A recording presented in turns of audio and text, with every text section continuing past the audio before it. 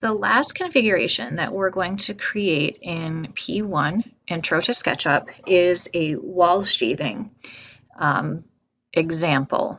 I want to look at the final result. So again, this is going to be at the end of exercise 9. And in this example, we would say this was probably an 8-foot wall. These are each 4-foot pieces of sheathing.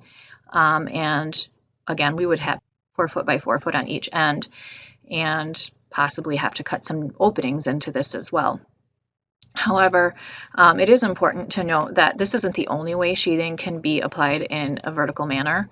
The sheets could be stood up at the 8-foot direction and run 4-foot, 4-foot, 4-foot. So a lot of it just depends on the rigidity and the structural component, the structural needs of the component. Some of it might depend on material that's on hand and how we can use our material with the least amount of waste. That's, of course, a really, really important factor to consider. But that's also a decision that's made in the field by the trades. It's not something that a designer would typically decide on their own.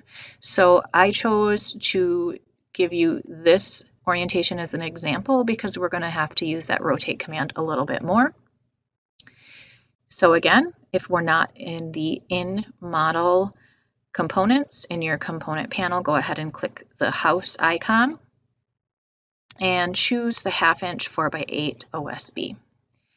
This one is going to, again, it's going to come on same horizontal application at this point as the floor joists.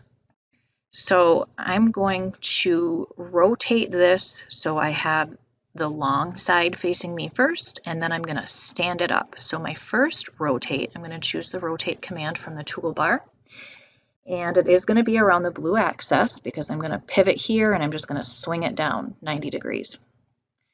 And on this one, because I'm not making a copy, it doesn't matter if I'm on the top or the bottom, as long as my move, my second rotate is the same.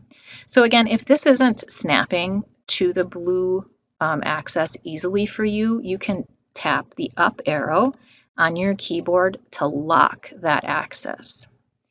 And then I'm going to click this corner of the component as my first click, which is my pivot point.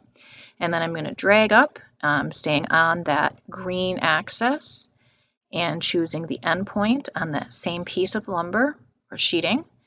And again, I'm not actually making a copy this time, so I'm just going to rotate, and I can type 90, or I can make sure that I'm just snapping to the red axis. Either way, and then I click.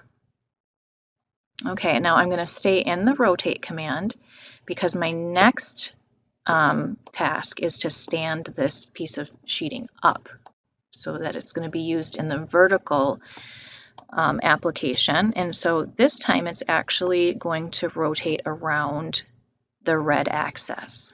So it doesn't matter if I pick the top or the bottom here, but I'm picking one of these corners as my pivot point.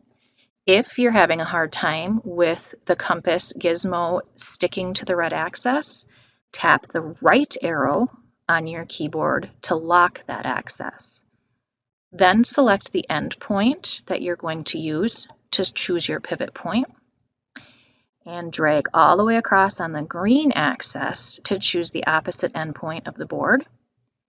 Click to say that's where you're going to move or start your rotation from, and drag up, and I'm going to pan a little bit here, drag up to either line up on the blue axis or type 90 on your keyboard and tap enter. And the 90 shows up in the angle field in the bottom right corner of your screen. I'm going to rotate again. All right, now I'm just going to make the copies and place them very similar to what I did over here, except I'm going to be in a vertical application. So I'll switch from the rotate command to the move command by tapping M on my keyboard.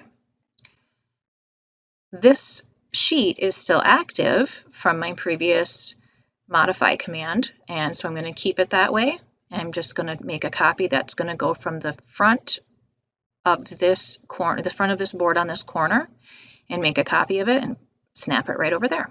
So I'm going to start from this bottom left corner, drag away from the origin, and then tap Control to create the copy. And then find on that red axis the corresponding endpoint. Now that left the copied board as active and highlighted. So I'm going to continue this process by saying I'm going to make a copy of this sheet, and it's going to start from the bottom left endpoint as it did before. I'm going to move away from the origin and then tap the Control key on my keyboard to create the copy.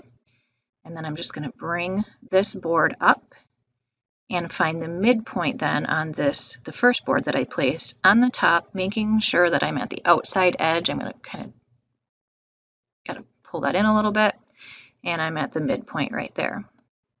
And again, if you did happen to misalign in a vertical, if they're not flush, you can change that with the move command after. Okay, I'm going to hit the space bar to deactivate the move command, click out here. This is the last configuration we're going to make with the components that we built earlier in this activity. This is a good place to save before moving on to the next part of this lab.